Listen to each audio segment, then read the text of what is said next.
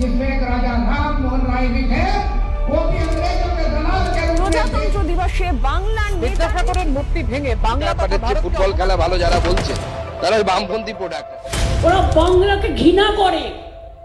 যদি ভালোবাসতো তাহলে কি বলতে পারতো রাজা রামমোহন রায়ের নামে এই সমস্ত কুৎসা, ঈশ্বরচন্দ্র বিদ্যাসাগরের মূর্তি ভাঙা, রবীন্দ্রনাথ ঠাকুরের জন্ম কোথায় না তো শান্তিনিকেতনে?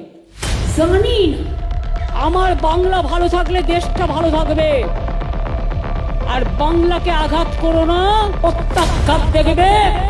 যা পেয়েছিলে তার থেকে জিরোতে নামিয়ে নিয়ে আসবো। আমি তো বাংলাদেশি ভাষায় কথা বলি, আমায় একটু অ্যারেস্ট করুক। ক্ষমতা থাকলে বলুন ফার্স্ট আমায় অ্যারেস্ট করতে। যতক্ষণ তৃণমূল কংগ্রেস থাকবে, মাটি মানুষের সরকার থাকবে, একটি মানুষের গায়ে আঁচল লাগলে মনে রাখবেন আমার গায়ে আঁচল লাগবে।